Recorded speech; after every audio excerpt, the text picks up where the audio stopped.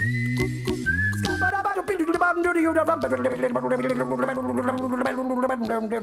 we're live. Ian Stanbury. Feels like it's fucking years since we've done one of these. Wesley Duffy. It hasn't been long enough since I've seen your ugly mug. I know, yeah. I was hoping by now we'd be famous and making money, but no such luck. But Give it a few more years. Give it a year, mate. We'll be grand. we'll keep digging our heels in. Surely we'll annoy people enough to start paying us. But anyway, we have some fights to talk about.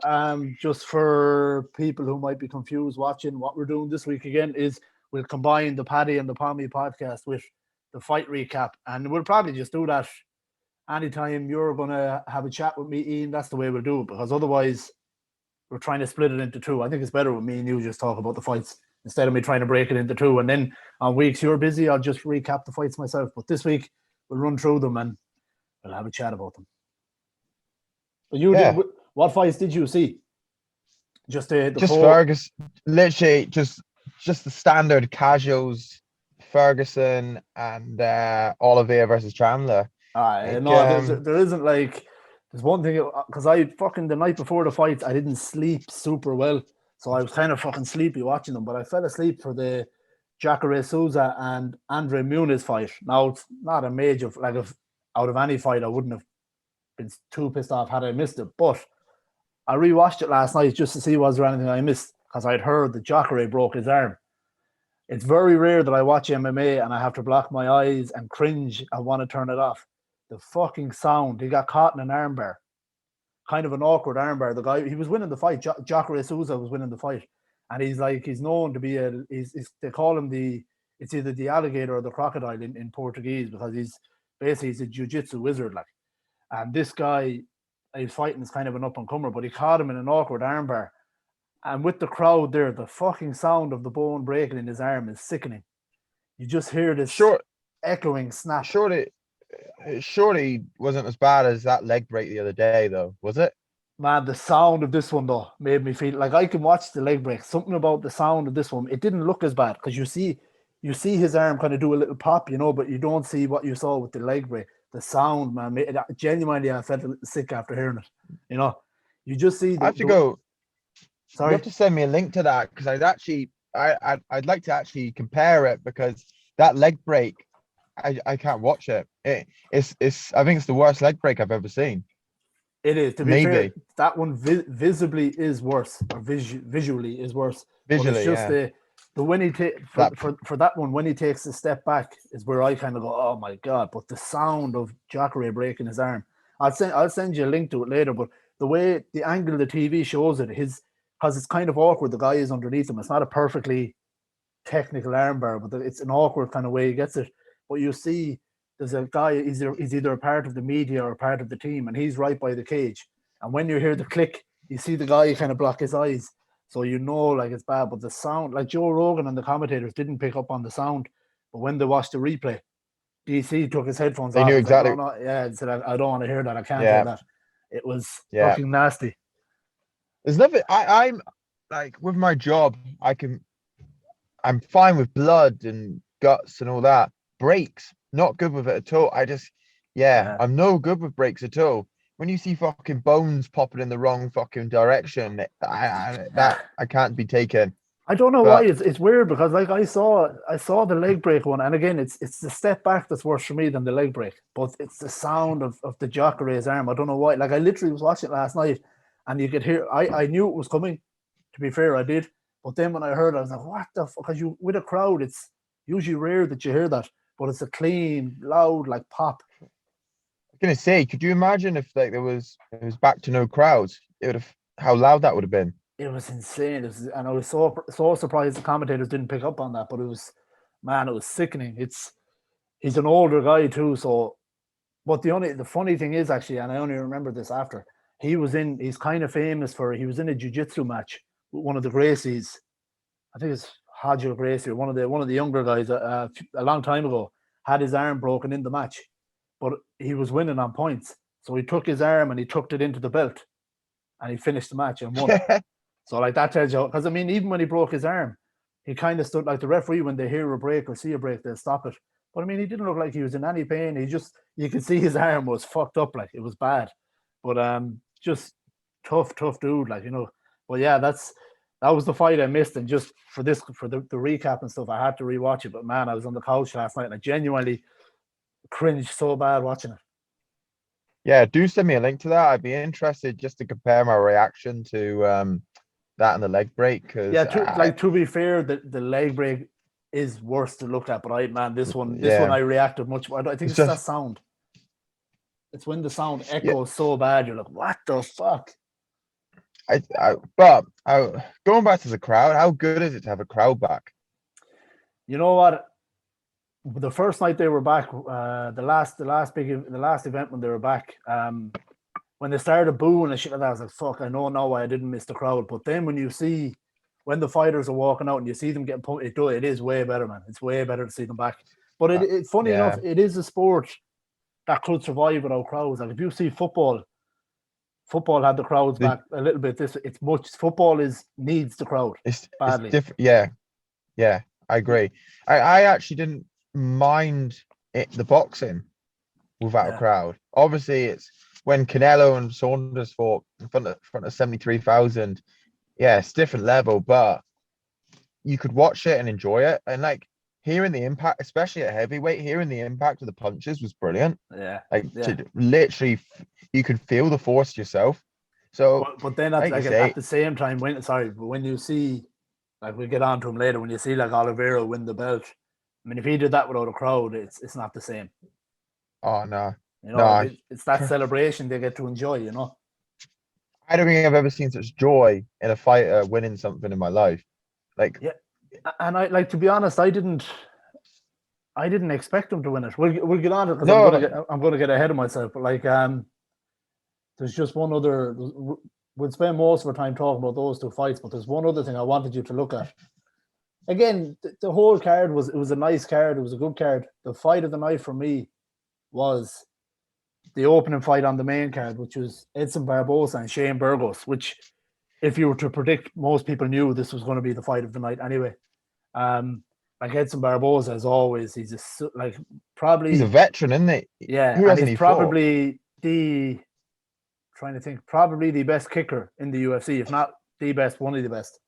Like you have Stephen Wonderboy Thompson and some of these guys, but Barbosa's kicks lightning fast, super powerful, and he dropped down to featherweight for this. It's his third fight at featherweight, I think, which people thought he would fail at. But then you have Shane Burgos, he's got a fucking chin like iron on him. You know, he's so hard to knock out.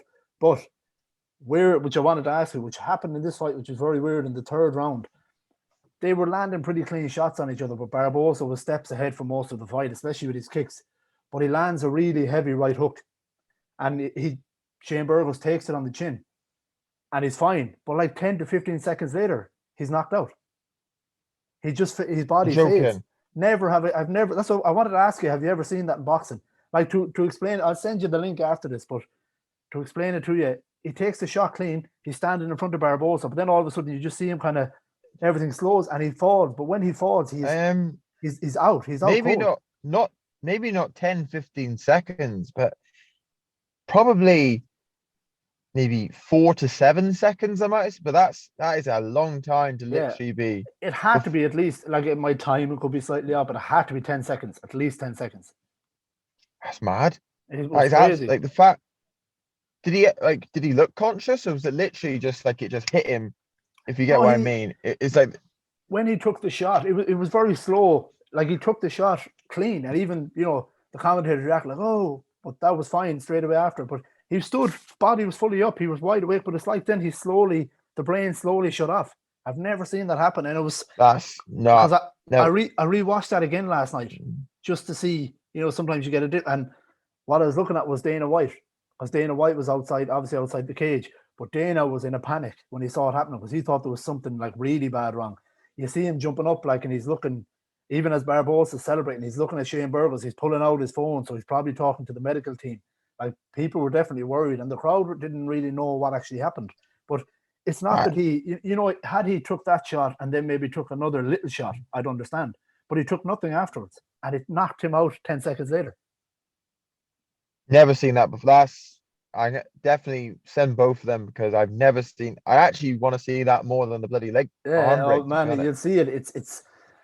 It's very strange, and I was trying to think of even an example close to it. Like I've never even seen. I have seen it like where a guy will take a hard shot and he'll stumble and keep himself up. That's what I've seen, you know. Mm. But that there, because realistically, when someone takes a shot like that, it's supposed to shut the brain off immediately, or it the slow effect can happen where you get hit in the liver. I've seen that, and you've seen that in boxing many times, Mm. where a guy will take a shot, he'll be fine, and then a few seconds later it kicks in. That's just what happens with the liver shot. But But not with the head. it was No. weird. Yeah, but then he got up, like he got up. He was fine afterwards, but he was asking everybody what happened, as if he got knocked out clean. The way a normal person would get knocked out was very, very weird, and I can't even because going by what I normally hear how a knockout happens, it doesn't even make sense. It's very weird. I don't know. I mean, maybe he has a fucking extraordinarily thick skull, and it just took time to reach his brain. I don't know, but I've never even seen that, even Yeah. heard of that, even like. Like I say, I've seen delayed reactions, but maybe by like you say 5 seconds, something Mm. like that at the most. Yeah, or you'd see a good example would be one of my favorite fights is the Rory McDonald and Robbie Lawler. What happens with Robbie Lawler lands a clean, I think it's a right hand, and Rory McDonald takes a few seconds. But what happens to him is he breaks his orbital, so he takes the shot and then Mm. he kind of backs off to try and fight off the pain, and the pain kicks in. And he just he drops down, which you could see that's what he wasn't knocked out. It was the pain, but very strange. And to be honest, with me, it was worrying, but supposedly afterwards he was all good. But it's just weird. I wonder, is this like a new reaction they're going to discover that can happen with your brain when you get knocked out? And that's what's crazy about, the fight game. You're But it never, must be because, but that is like I don't think we'll see that again for another 50 years, maybe 100 years, very because strange, I yeah. I don't know if it ever happening. So I mean, not saying it hasn't happened, but I've never, and if you haven't heard of it in MMA, I've never heard of it in boxing. So Yeah, like I say, it's a very, very rare thing for that to happen. and even like I just remember that now, even Rogan, John Anik, and DC all said that they've never seen it and never heard of it. And like Rogan said himself, because I've watched thousands of fights, he said I've never seen that happen. It was very weird. I just love to know. I'd love for them to release a statement about what actually happened or why it happened. Or I've been trying to find videos. Sometimes you got people who are a lot fucking smarter than I am that will know what happened, but I couldn't figure it out because I don't know. Is it something that maybe because he is a guy that likes to take shots? He'll take one or take two to give one. Mm. That's Yeah. yeah, that's the way Shane Burgos fights. But yeah, it was just weird. But to be fair, like I would worry more if it was a light shot. It wasn't. It was a fucking heavy hook, and he took it clean. Like it's just one of these tough dudes. But strange. Again, I'll send you the link and you'll understand. And when you're watching it, remember to watch it a few times and keep an eye if you can. You should see Dana White in some of the replays and watch how worried he is. Yeah. He's sitting with a couple of his guys, and the guys are like looking, going like what? But Dana White is up, staring at Shane Burgos, not knowing. You can tell he's worried as fuck. Like, I'm not surprised because that's probably the sort like where fucking bleeding on the brain or like permanent brain damage like could be a factor. I mean, the that's fact that the fact that like no one's ever seen that happen, no mm, wonder that anyone would be worried. that's So the thing because at you. least Sorry. no, I was gonna say at least Dana White was on the ball. I mean, if if anything was gonna go wrong, I mean, he was on the ball, and you can't really say fairer than that, to be Yeah, honest. he said in the interview, he gives at the press conference afterwards. Dana said that he said he was super worried, and he said he was talking to Shane Burgos afterwards, and he said he went straight to his team and said, "Listen, you get him to a hospital right now. There's no questions about." It. But Shane Burgos is saying, "No, no, I'm all good. I'm all good." Dana said, "Listen, this is no question. You're going to the hospital. You need to get checked out." Fighters like they're just too tough for their own good sometimes. Oh, far too tough. I mean, no, no, it's probably. I mean, they need it. They need it, but it's no good. It's like in situations like that. I Yeah, mean, you never know. Like I look at someone like Michael Watson with Chris Eubank. Like Eubank hit him with an uppercut, and and he capped. But the worst thing is Watson got up from that uppercut, and he took a lot of punishment, and was completely brained out, like not severely. He did vaguely recover, but he's never been 100%. Mm. But that one shot completely fucking just changed his entire life. So yeah, Yeah. You see, and the it thing is, he happens should. as well. Sorry, go on. No, no, carry on, carry on. No, I was gonna say it happens with sometimes, and this is what I thought the worrying thing about this fight was that sometimes you get where earlier in the fight he might have taken a kick or a knee or a punch or whatever, and that caused something bad. And then as the fight went on, it progressively got worse. Whatever he'd done damage to was compounding, and eventually the brain just shuts off, which is scary. It is. Listen, at the end of the day, you and I both love the sport, and you love boxing and all that. But man, sometimes you do watch it and you're like, it is a little scary. As much as these arm breaks and the leg breaks are bad, they're not as bad as what those knockouts are Uh, over time. oh, definitely not. No, And the thing, like no. we're going to get on to Tony Ferguson in a bit, but what I was kind of, I was just doing a bit of my own kind of researching on Tony Ferguson and stuff like that. And to be fair, we can get on to the Tony Ferguson fight anyway. But what I was going to say was my theory. I know a lot of people are some are shitting on Tony Ferguson, some are obviously, calling for him to retire. He seems to be happy enough. My theory on the whole Tony Ferguson thing is his style of fighting has caught up with him. That's what I think. And I'm sure you could name a ton of boxers where they fight that way, get hit.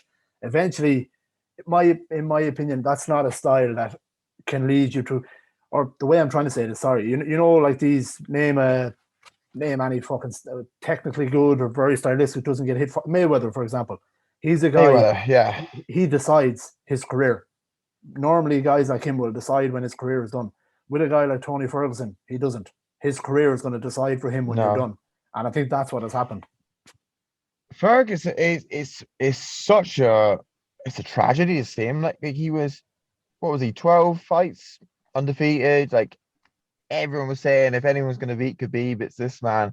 And like, what was the name? Who was the fella he fought the weekend again? Benil Dariush. Like he mauled him, didn't he? He absolutely mauled him, and you Yeah, just think, fuck, what would have Khabib done? But the thing is, Ferguson was on a high. Like he was as confident as ever. yeah. Like, and yeah, I think Justin Gaethje just he's taken something away from him. Yeah, I don't think it'll ever come back. no, I agree. I think the Gaethje fight has done that's like kind of sped up the process of his Permanent. career. Yeah, and Yeah, it's permanently damaged him. I was one of those people who, now to be fair, I kind of go back on it not because of Ferguson's career dipping, but because of the way Khabib beat Gaethje. That's where I come. That's where I take a step back on the Ferguson beating Khabib. But I still think that had they fought in the originally planned time before the fucking 5 fights got called off, the original time, I still think Ferguson was going to give Khabib the best fight ever out of anyone. But well, obviously, we'll never see that. No, and it is a shame. I mean, I can't really think of a fight which has been called off 5 times. I mean, especially in the UFC as well. The UFC always gets things done. So Very rare. Like I've heard 2 times at most. yeah, so I don't know what ever went on there. I can't imagine it was Fergus. I can't even imagine it was Khabib pulling out. But there must have been something sneaky on in the background, whether it was money or whether it was who was A side and things like that. I don't know. But that's But normally not a thing that happens because usually when the guys accept it, the money is done. As you know, it is. Well, it's not really the same with boxing. Sometimes they accept it and then it can be argued again, as you know. But it was. But honest, some people I almost agree that the fight was like it was cursed because when you hear like that, the first time I can't like I get them mixed up, but I think one of the first times was Khabib was being undisciplined and I think he missed weight, couldn't make the weight or something like that, or yeah, he went through a horrendous weight cut and they stopped him cutting weight.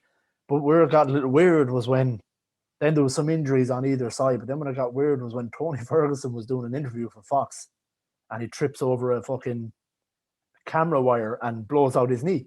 Then people are kind of like, you man, what joke, the fuck, you know? you joke. I did not know that. Yeah, that was one. That was Like, one of the. That was like the third, maybe third, fourth time the fight was called off, and that was why he tripped over a wire. People were like, "What the fuck's going on with this fight?" yeah, well, if that's not a sign, it's not meant to happen, then I don't Yeah. know what is. And the final time then was the pandemic, so madness. Yeah, Ferg, but Christ, he's a tough old like that. Like that. His knee popped out. His fucking knee popped out, and he didn't even look like he was almost smiling at the fella. He's a different Ferguson is a different character. But the problem is he's another one of these guys. I have a feeling, which I hope not, but I have a feeling he's one of these guys that the UFC are eventually going to have to step in and say, "Listen, we need you to retire. You know, you've done enough." Now, could he revamp his career? I don't know, but he accepted being on the bottom, and I don't know what it is, but I do agree with you that it's. I think what I'm saying, in my opinion, with his career catching up with him, but I also think definitely he left a giant piece of himself in that Justin Gaethje fight. Because do you think he could have if he'd actually had time to prep for Gaethje? Do you think he could have beaten him, or is Gaethje all wrong for him? I think again, you always hear me talk about this guy. Gaethje's coach Trevor Whitman, I think, found something in Ferguson. I'm not 100% what it is, but he found whatever reads he found on Ferguson. I don't know if just because of the way he lost, I don't think he would ever beat him. And again, I still think that like Ferguson, his whole thing was, he was the boogeyman of the division. You couldn't train for the guy because he was so elusive. He was unpredictable. And then even when you hit him, the guy was still in your face. But I think with the Gaethje fight, which normally happens, a lot of guys that mystery, that kind of boogeyman thing fell off him, and it may have fell off for Ferguson himself as well. Maybe he realized I'm not so much the boogeyman anymore, But yeah, but the other thing is, I saw a stat today of now these guys aren't like you have James Vick, who's since retired from the UFC, Donald Cerrone, and Tony Ferguson. All three of those guys went on a heavy losing streak after fighting Justin Gaethje. Like James Vick was on a massive streak. Like he was looking like he was going to be the dark horse in that division. He was just beating guys, and nobody wanted to fight him because he didn't have a big enough name. Came up to fight Justin Gaethje. There was a lot of shit between the two of them. Gaethje knocks him the fuck out cold, and he was never right after that. Went on a losing streak until he eventually retired. Is Gaethje? Has he got any fights lined up? Because I've not heard anything from him at all since Khabib. Yeah, not at the moment. People are kind of wondering what's happening with that division. I don't know if guys are waiting out to see what's happening with. Maybe Conor and Dustin. Yeah, maybe they're waiting out to see what happens with Khabib or not Khabib. Ferguson and Beneil Dariush this weekend. But the thing is with Dariush, great win. Don't get me wrong, and he's another guy which I don't know, Ian. You probably haven't heard of his name that much. He's not a big. Never name. Heard of him. And that's not you. He's not a big name, but puts on some very fucking exciting fights. Like his fights are all like this fight was boring as fuck, but he did what he had to do. But the man is always involved in pretty exciting fights. He's a decent striker with a very good ground game as well. Well, I see he's a black belt in jiu-jitsu and Muay Thai, isn't he? Yeah. He's well-rounded anyway. Yeah, he is, and he can take a shot. Now, I don't know.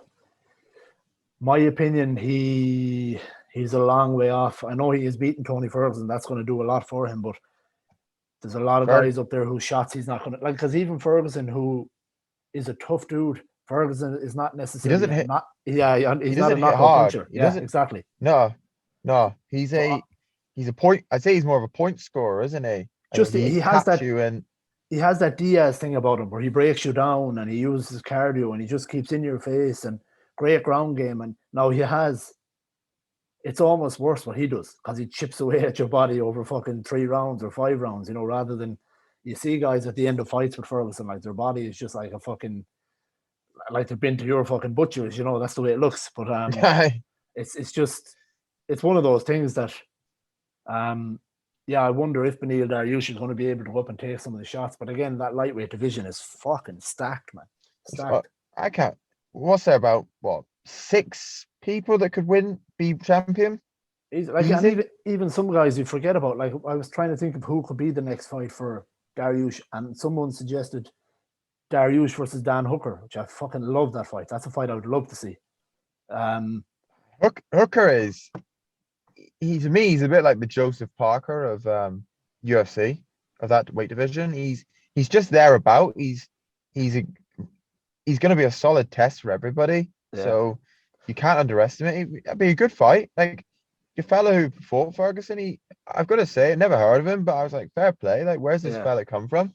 He kind of like Like, what has helped him is he has always been around, always been entertaining, and he just needed that big win or a couple of good wins to kind of get him a shot at some big name. And or what he has always done as well is he get on a bit of a streak, then lose a fight, get on a bit of a streak, lose a fight. He's done that for a long time, but I think the UFC just granted him the shot at Ferguson this time. But the other side is he's not entertaining, like in terms of selling the fight. He's a very kind of, I was gonna say, yeah, there's no selling the fight with him.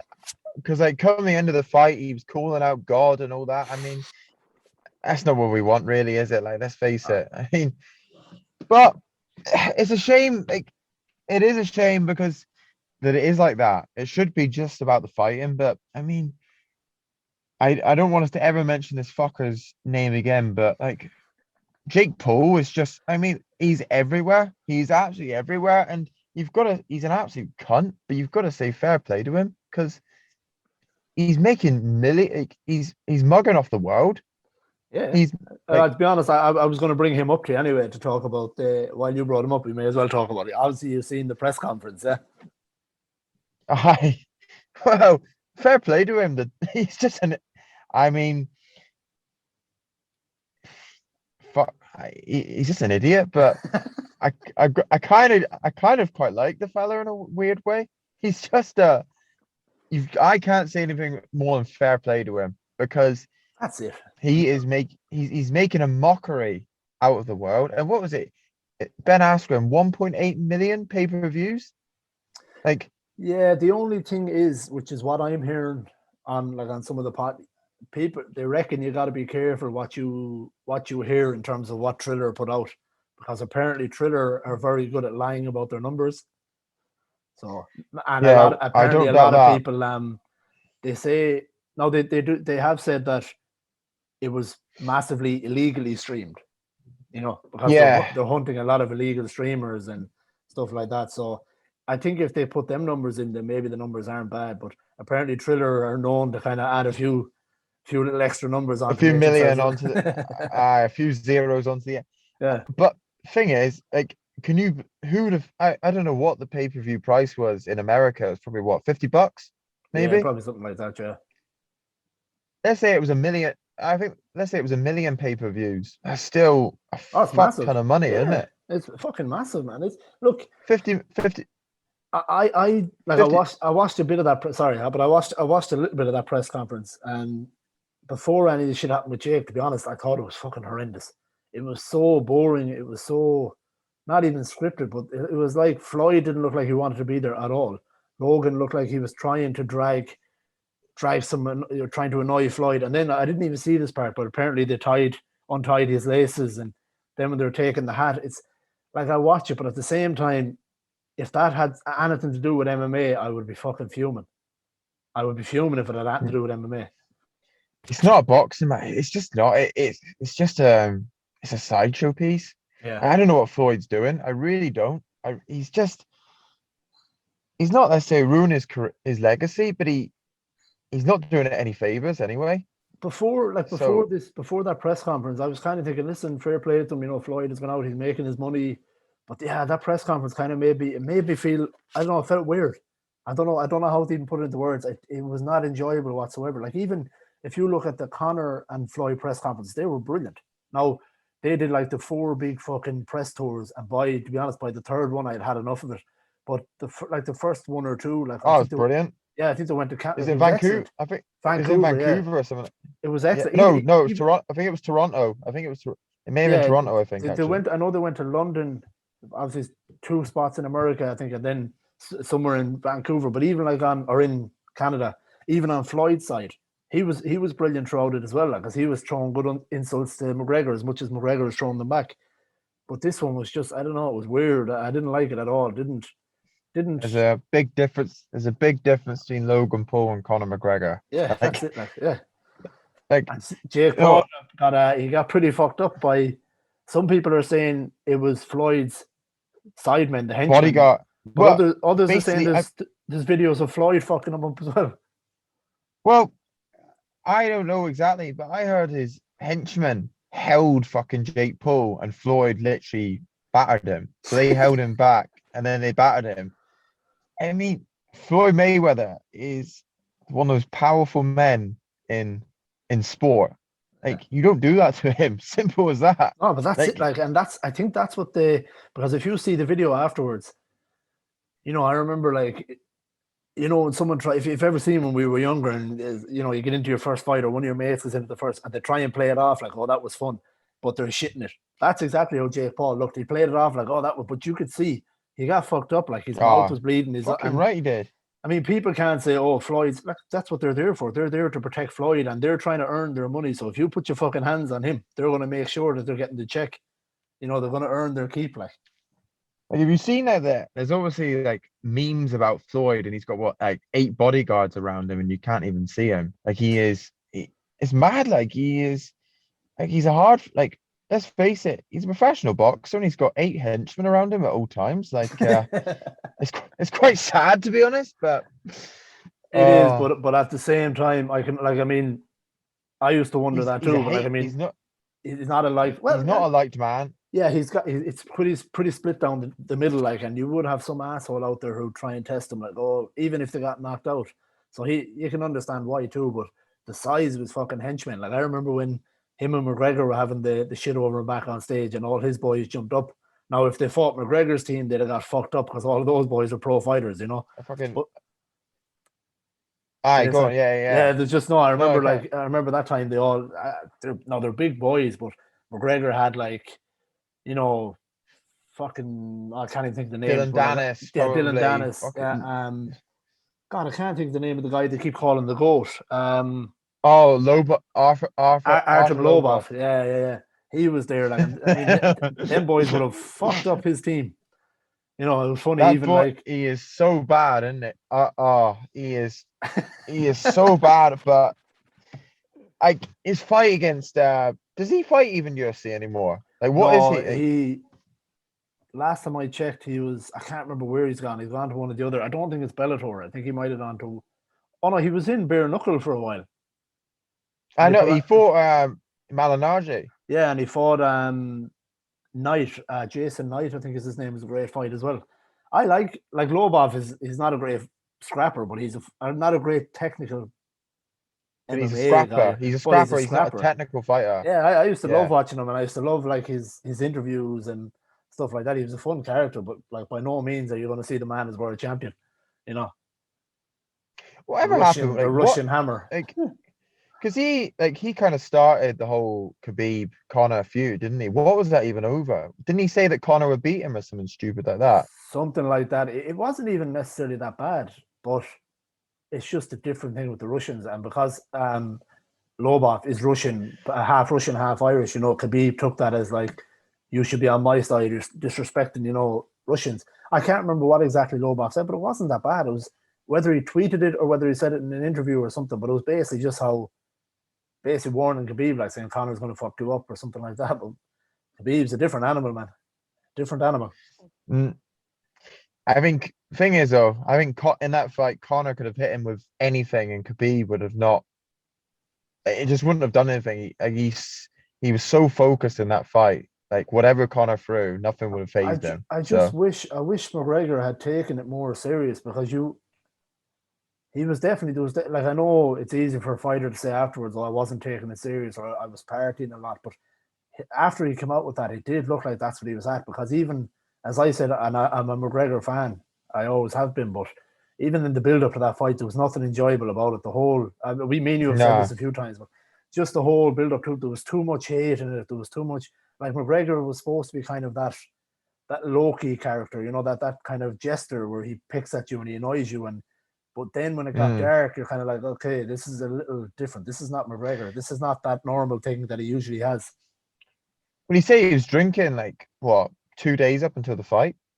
Yeah, like, he would just get, what he said? He'd get, like, drink literally a bottle of his whiskey, and then he'd call a sparring partner like 1 a.m. and just batter them, basically.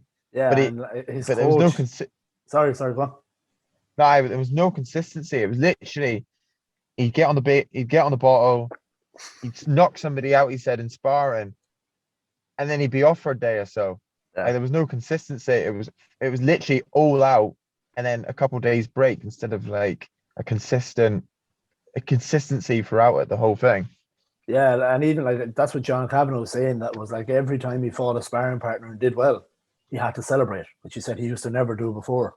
And like Kavanagh had said, like he had kind of pictured this fight as maybe okay. He kind of allowed him to do it and figured, look, this will be his last fight. Then we'll like Kavanagh was like, I'm done then after this, because he's not going to do that anymore. And apparently, then after the fight, McGregor, swore to him, listen, I'll do it right this time. And there was another thing like I didn't like.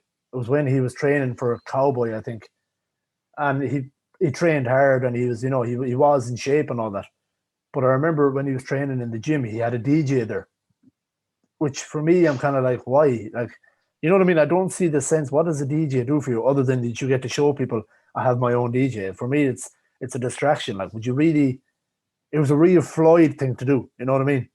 It was like he was trying to kind of show that he's. I don't like that shit. He's got the money. I've got the money to do whatever I want, basically. Yeah, and I don't like that because that's not what got him to the dance. And I wonder if those kind of things are still happening in his camp. Although, which I said to you the last time we spoke, I think I'm liking the way he's looking now. He's doing a lot of running and a lot of stuff I didn't always see him doing, or at least he didn't always show himself doing it. So I like how he's looking this time round, to be honest. And he's looking like he always looks in shape and he's looking lean, but I just like he's looking powerful. I think he needs to. I think he's gonna have to knock him out. I think Poirier is too good, maybe over a distance. I think he is gonna have to knock him out, maybe in the first couple rounds. Yeah, I don't know. I agree. No, I agree. I think he needs to. I said this to one of a mate of mine, which we kind of had not an argument, but a debate over and back. I actually think if McGregor puts early pressure with his movement, like he did it in the first fight where he walked closing off, but I think if McGregor does his old karate stance in and out, but if he closes off the cage to Poirier and starts picking the shots, I think that's where he beats him, because it's not that Poirier is not good going backwards, but I just think when McGregor closes off the space, he's going to land that because his accuracy, his best weapon is his accuracy. It's insane. Yeah, he is seriously accurate, isn't he? Like, yeah. There can't be many better than him. Even in boxing, I wouldn't say there's ridiculous amount as accurate as McGregor. Yeah, there's no one I could ever think like and it's the way he lands these shots that don't look like they're powerful, but they're putting guys out. It's because, and he has always said that accuracy beats power. That was one of his things when he first arrived into the UFC. But it's one thing about that fight is it's super interesting. Obviously, I'm going to be on the McGregor side, but I'm a huge fan of Dustin Poirier as well. I want to see him get everything he has earned as well, because he's a great character for the sport too. No, he's good. He's beaten so many people as well. Like he's beaten more people than McGregor, really, hasn't he? Oh yeah. He's probably got his record. I don't know his record.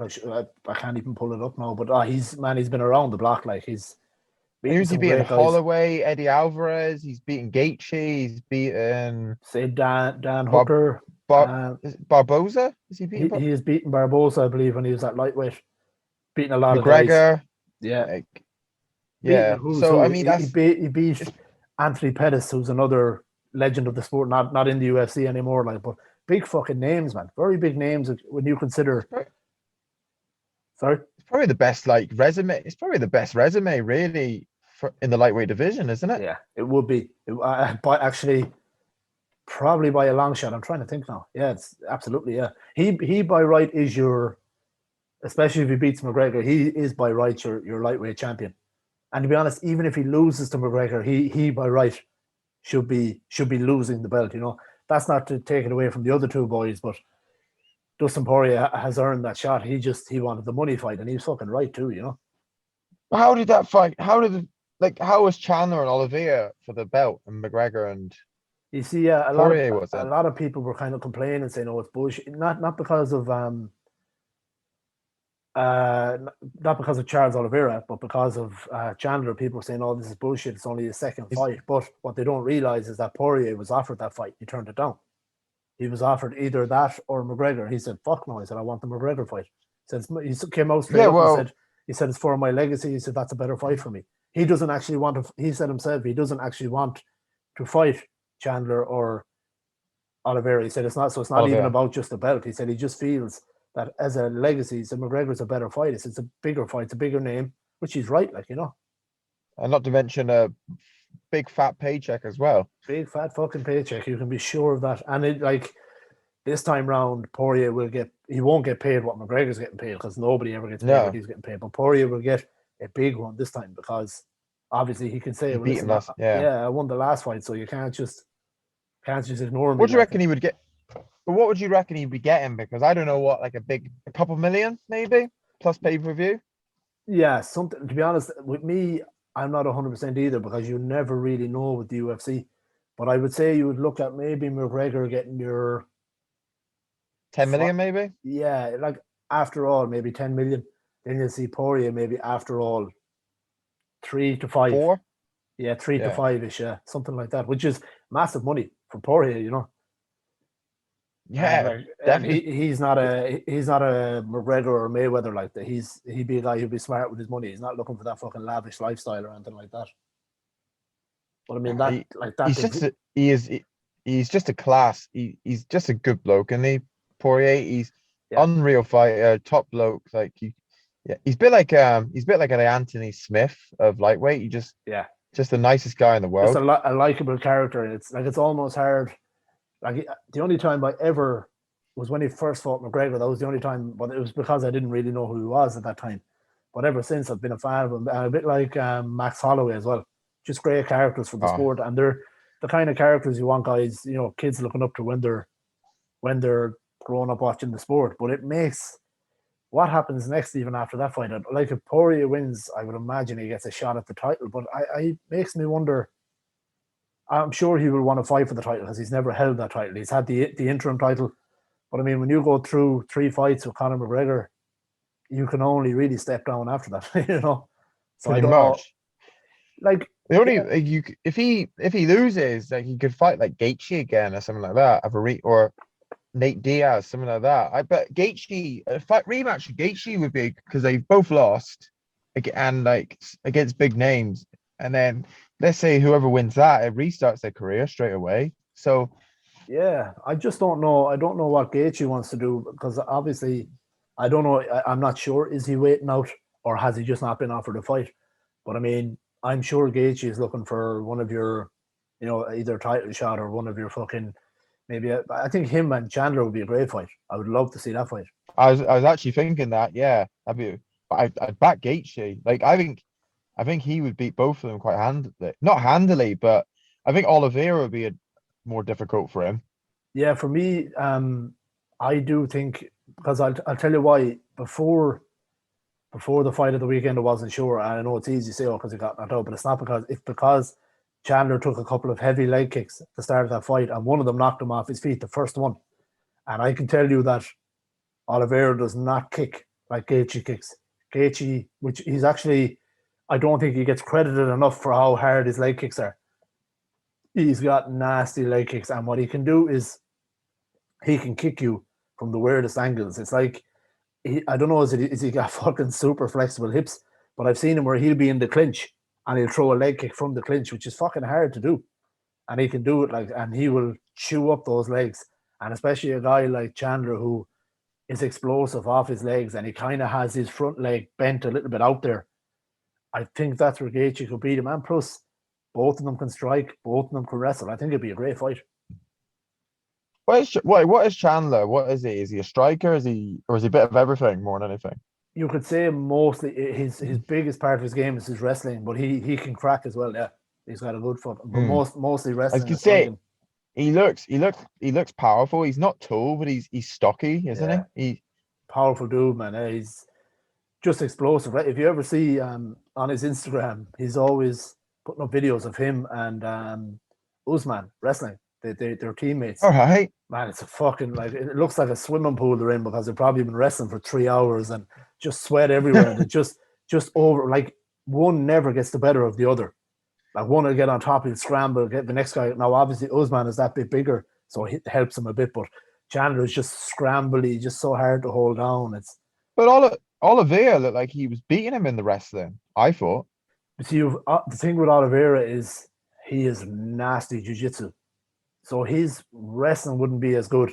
But by the time you're getting him down, he's probably got a choke locked up. You know what I mean?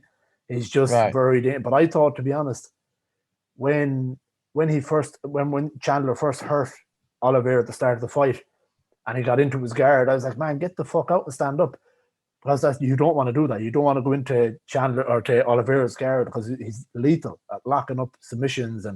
But Chandler looked very good and he was confident to get into his guard and try and land some bombs on him. So that's what it says a lot when he was confident to do that with Oliveira. But the thing for me was Oliveira striking. Now I know he's got good striking, but super crisp, super technique. The technique on the striking was so nice. Like Not to mention he's long as any, like yeah, the reach difference is unbelievable, isn't it? and he used it. He used it so well. Like his striking has jumped rapidly, rapidly in the way he has always been a really good jiu-jitsu fighter and always been.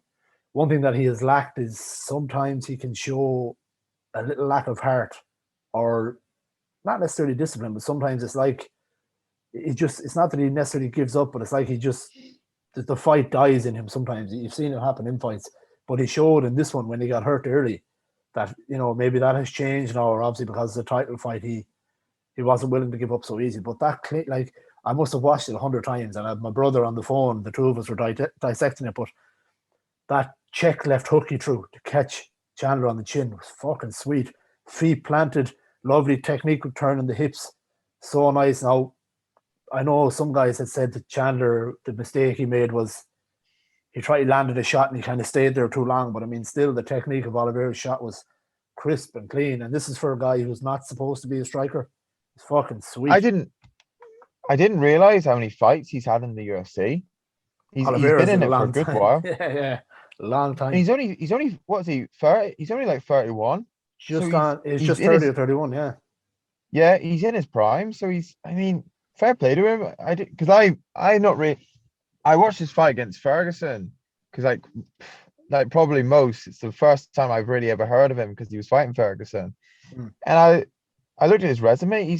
He's fought but he's lost to Cerrone. I didn't realize he lost to Cowboy. So Christ, the fact that Cowboy was beating him, he must have been in it for years. Because when did Cowboy last win a fight? 3 years ago. It's funny when you look going back, because I was looking at some of the records going by of some of the fighters down through the card, and like Cowboy has put a dent on a lot of fighters' cards in his day. It's funny to see because a lot of people are looking now calling for him to retire. But people forget Cowboy was a motherfucker when he was that bit younger. Is he what? He's got so many records. I didn't realize he's got. Is it most like knockouts by kicks and all that? Something stupid like that. He has. I believe he has most fights, most knockouts, most consecutive. He's a bunch of records. He probably has a record for most records as well. But did you talking to Cowboy? You've watched him on Joe Rogan? I take it. Have you? Oh yeah. Like his cave diving story. That's it. Did you hear the full story? Scary as fuck. I watched. Yeah, fuck me. Like I've never heard anyone that was the quickest 20 minutes of my life. I think it was unbelievable listening to that.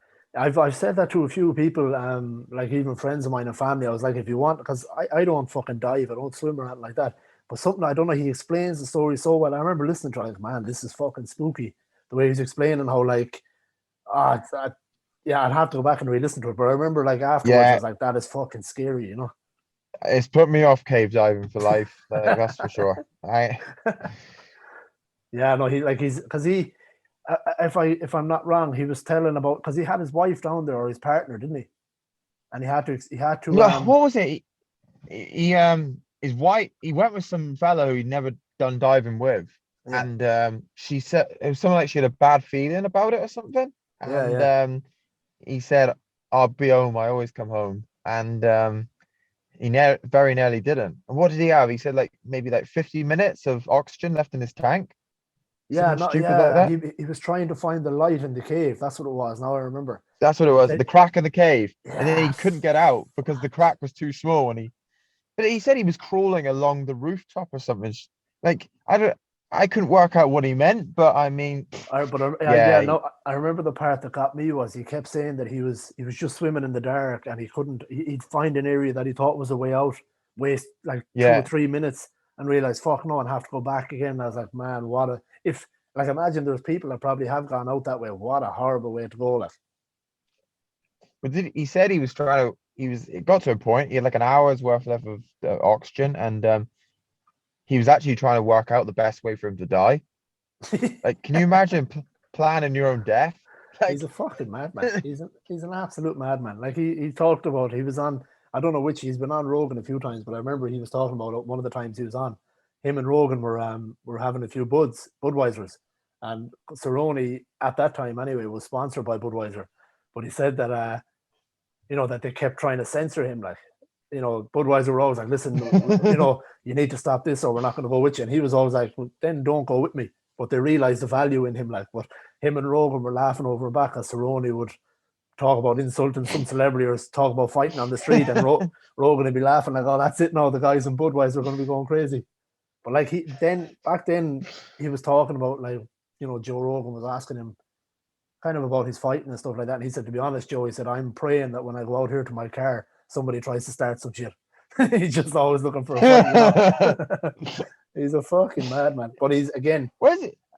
Where's Sorry, he go on. from? Is he Texas? Where's he from? Is he Texas? Or I don't think I, it's Texas, but it's that side of America. It's that country, that that fucking hillbilly yeah. bogan type of It's that side as far as I know. I can't fucking remember now because he's always saying where he's, but he is a legit like cowboy. I know he lives on a farm and like if you see what I would love to see is he's building up his own. I think his grandparents, who he's very close to, they gave him a ranch and a bit of land a long time ago, and that's where he does a lot of his crazy shit, like his fucking stunts and stuff. But he has I he's built up the BMF ranch, the Bad Motherfucker Ranch, where it's like a big, huge gym and it's got beds and what everything for training fighters. camp? Yeah, a full on Is it? training camp. Yeah, so like people can stay. He's built like dorms and everything in there. So I hope that kicks off for him and that's something that he can be training people with, because if anyone See, deserves to have a living. Sorry, go on. that's what you want. Like, if you're gonna go away to train, like somewhere in the middle of nowhere, that's exactly where you want to go. On a big fucking Yeah, farm, no no distractions, a big gym, and someone like him to train you. I mean, and like I think that would take off very well. I hope so, because I mean it's not just him. He's got. I know a lot of people go down there for a bit of their camps, but it'd be nice to see people actually have him as a coach. But the guy that he has with him is Joe Schilling. Joe Schilling was a glory kickboxer, legit kickboxer, but another mad fucker, just like Cowboy. And recently, I can't remember which guy he had. It was some English guy fighting from an up and coming guy. I can't remember his name, but Joe Schilling was in his corner, and the commentary picked up on Joe Schilling whispering to this guy. He said, "Listen, remember that time we did mushrooms and you were throwing that back spinning kick?" The guy was like, "Yeah." So that's what I want you to throw. So they're just like they're a fun bunch of fucking crazy fuckers. Like, so I'd love to, I actually think it would be cool to see Cowboy do a fucking show as well. Like, imagine like a BMF show where he has like people filming the ranches. So if anybody has a career after fighting, it's that guy. Like, he doesn't even have to do anything, just show up to places. People fucking love him. Like. Yeah, he's just a top dude, and he's just a great chap, and he's a mad cunt as well. Like, what more do you need? Yeah, like I remember he was in, I think he was at the event in Australia or one of those events or something like that, and he basically announced, like he said, "Listen, I saw this bar. The bar is such a bar, whatever. That's where I'm going afterwards. Anyone wants to have a beer with me, come down. No problem. Like inviting everybody down to meet him, and just like you said, a top dude, but a fucking monster in his day as well. He's another guy who I want to see retire definitely because I think he's taking too much punishment. But I'd like to see him get a good fight before he finishes. Just hit him versus Just another. one win, even a draw, I would take for him. Just A something so draw he can would go out in probably a be high. But I'd like to see, like, give him another legend, give him somebody that's coming to the end of their career or something like that. Like Ferguson rematch. they could do a Ferguson rematch, but I almost wonder is Ferguson a bit too much as well. But I don't know. Um, yeah, they could do that because I think that'd be worth doing as well for both of them. But it's A like little like it's a final payout for both. I mean, I think he would I think if he loses once more, he'll retire. Then I mean, what was it? He's lost like 7 on the count. Something like that. It's So pretty bad. And like in between, if it's not that, it's 1-1, lost 2, 1-1, lost 3, that kind of thing. It's just yeah, I don't like. Listen, I don't think Cowboy's career is going to go down too much because he turns out and he says, "Listen, I just love fighting. I don't care. I love fighting. I'll never turn down a fight." That kind of way. But you just don't want to see him get fucking badly KO'd. Like he's been finished a lot, but never brutally KO'd, and you don't want to see him brutally KO'd either. So no, just be nice to get. I'm all for the UFC doing some form of. I think it was Chael Sonnen who spoke about it. He had said that maybe that the BMF belt. Remember the when they did that? yeah, yeah. He was saying why not do like a league, like an actual league for BMFs in the UFC. Say like guys like Cowboy, guys like Carlos Condit, like maybe Tony Ferguson now. But like, these are guys that you can say to listen, you're not going to be able to fight for the belt again. You're allowed to come into this league, but you can only fight other guys in the same position as you. We'll give you like another 2-3 fights, and then that's it. You got to retire. But it'd be cool to have them to have something to fight for. I don't know would it work out, but when he said it, I was like, maybe it's not the worst idea either. Rather than have them fighting these fucking up and comers who are chomping at the bit to get a shot in the UFC. I'd like to see more things like the world. They had the World Super Series for like middleweight boxing like a couple of years ago, and it was Mm. brilliant. Like you literally had like the best. I mean, it wasn't like you didn't have like Canelo, Triple G there, but you had like a lot of really good British fighters there. And it was a tournament, and like the Yeah, winner took all, and it was. I'd like to see that. I'd love to see that, especially like heavyweight, but even lightweight. I reckon lightweight would be brilliant. You got like Teofimo Lopez, George Kambosis. You got Lomachenko, Tank Davis, Devin Haney, Linares. You can have a literally flat out tournament with 8 quality fighters. yeah, Like, and I don't know why they don't do that in boxing more. But the thing is, if you had what they say I gotta with fighting, they say that you want these fights to happen, but if they happen too quickly, then you've got nothing to look forward to at all. If you get what I mean, yeah. There is. like, I understand. There's a middle ground there. There is a middle ground in terms of you don't want to rush the fight either. no, you don't. But Have the you only seen thing, like sorry, I what? take it you've seen all the. I take it you've seen all the Wilder Fury Joshua trauma which is happening. The Fury Joshua, yes, but I had missed the Wilder stuff until you told me about it. And then I was checking it out that apparently now he's back in the mix all of a sudden, out of Yeah, nowhere. Oh just man, I tell you what though, if he doesn't, let's say he does fight Fury next, and Fury beats him, he'll never get a chance again because he's completely fucked this for like if everything was done, he's completely fucked it, and no promoter will give him a chance again. so explain the story to me. So what has happened here is that the Fury So Joshua like fight was supposed to happen.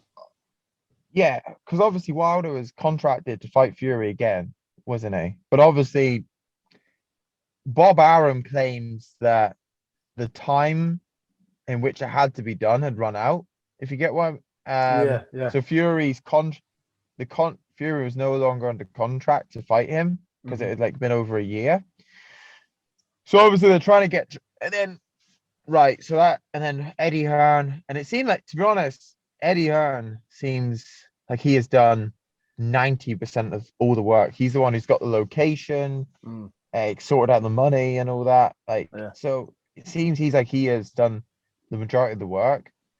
Um the fight gets announced and then apparently Bob Arum's lawyer didn't get the case thrown out and Wilder won and he's been ordered to fight him by September. Um, but Oh, what I find the worst thing is apparently Bob Arum had a stadium in Texas booked for the 24th of July. So it's like he was almost suspecting it was like he had that on reserve just in uh, case. I see. But he waited for Eddie Hearn to literally get everything sorted. Like the fights agreed, everything per sorted, and then 2 days later Wilder comes out or his team comes out and says he's got to fight me first. So do you think was this like a fuck you to Eddie Hearn from Bob Arum? Yeah. maybe I wouldn't be like the fact that Eddie Hearn's the biggest promoter in the world. He can't stand. I wouldn't say it is, but I wouldn't be surprised if Yeah. he kind of shit on him a little bit. That's the thing with the fucking boxing, man. Like it's again, you know me. Most of my boxing news comes from you, but um, like this thing has gone. I keep seeing like a tweet will come out or somebody in Tyson's camp would say fight's done, and then 2 days later, someone else fights done or fights off, and I'm like, well, fucking make the fight, and then all that happens, and now fucking Wilder stepping in. It's insane. It's the like one great thing about boxing is that they look after the fighters money wise, which is brilliant. But they need to tighten up the way they do this shit because I think it's gonna, especially when you see these YouTube fuckers coming up. I don't know.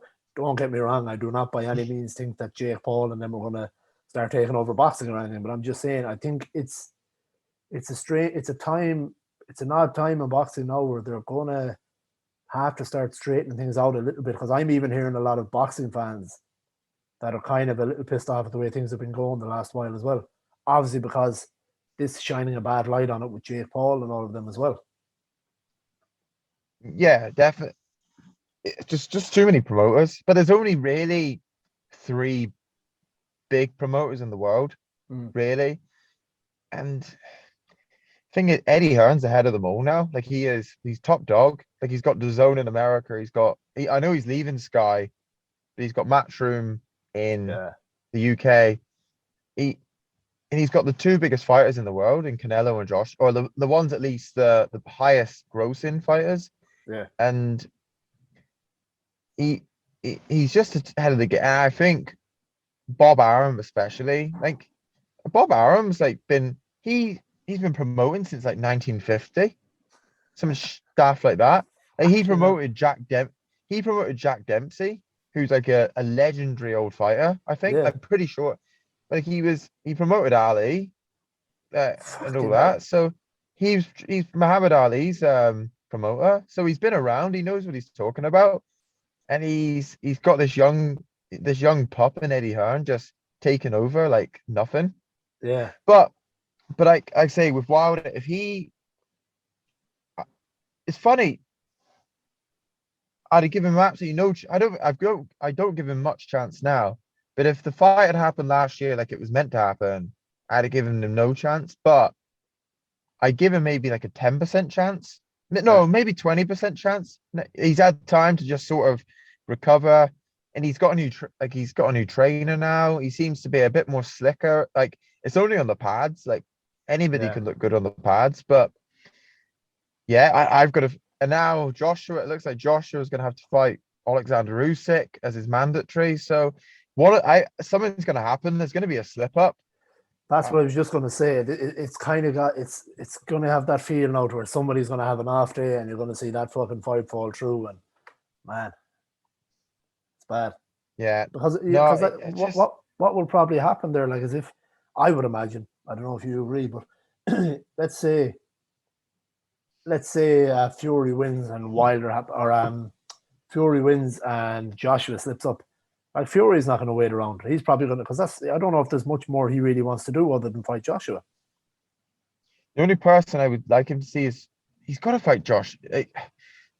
It can't happen. Just pay Wilder what he wants. He's asking for 20 million. But the thing of what if Wilder's in a good position because he can literally say, all right, then give me, let's say, 10 million to wait around and I get the winner. That's what I would ask for. Yeah.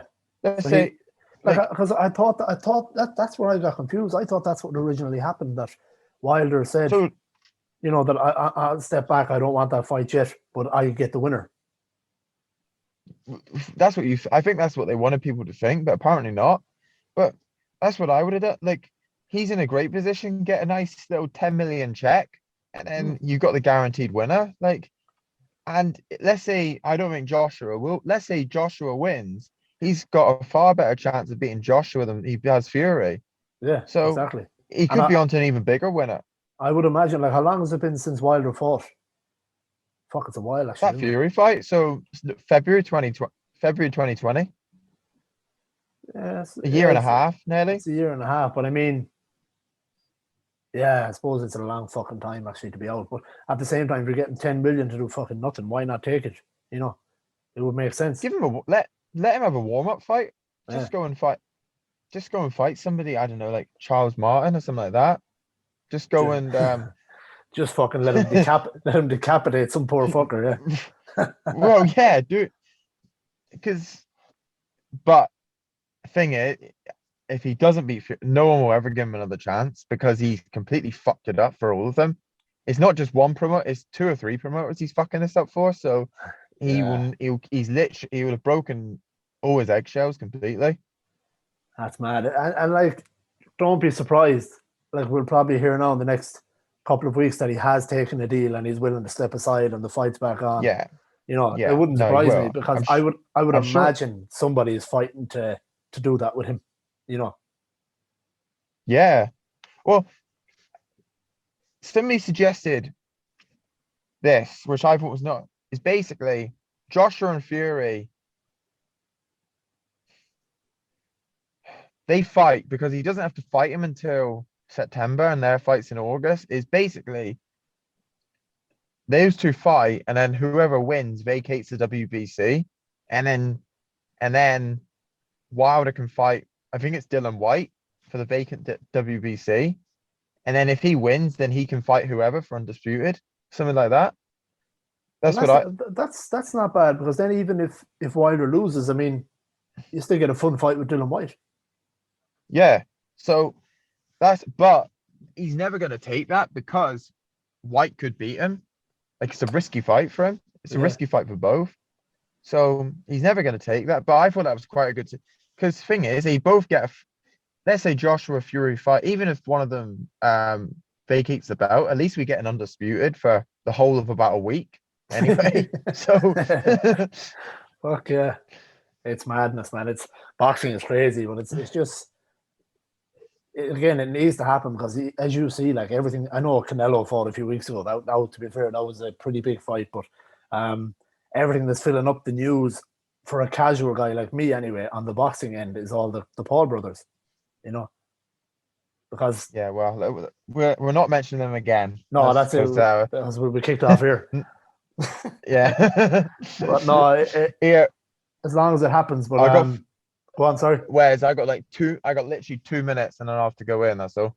Sweet. Well, listen, we've kind of gone through everything, but what I'll do is before we finish up, I'll ask you what would you like to see happen in the lightweight division? Let's say you pick your winner in McGregor Poirier. What would you like to see happen next?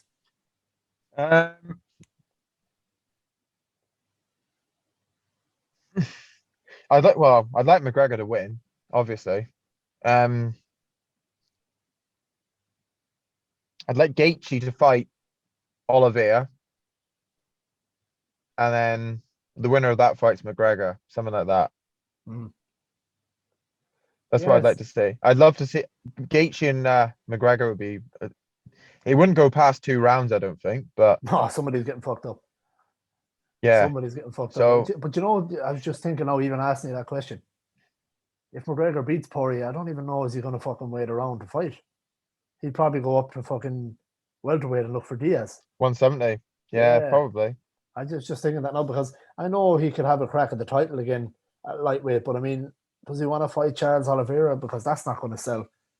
Like with McGregor, it always sells, but that's not going to sell as much as a third Diaz fight. Like that Diaz fight is always there, but it's not always there either. Eventually, they're going to have to, you know. No, well, that's what I mean. Though, let's say Diaz has another loss. Let's say it's never going to be quite. If he goes and beats, if he beats Leon Edwards, which I can't even I can't see him doing that in a way. Edwards is a good fighter. No. But the only thing I'd say, I think Edwards beats him, but the only thing I say is he's taken that fight for a reason. So maybe it's because of the opportunity afterwards if he gets a win. But no, Edwards is just too talented, I think. But interesting times either way. Like, you know, between it's good to have Diaz back and be interesting to see what happens in terms of the lightweight and welterweight division because most likely that's the next fight for both of those guys. They'll fight each other, I think, McGregor and Diaz. You reckon that's the next fight? I think so. I never even thought of that before I asked the question, but I don't see anyone in the lightweight division tempting McGregor. I don't see how they're going to be Not able even to. Not even Gaethje or something. Like, I think Gaethje, if he have the title. So Yeah. let's say, like you just said, let's say Gaethje gets the next shot at the title, yeah, wins that. that might be the one. That Yeah. might be the one that would tempt him.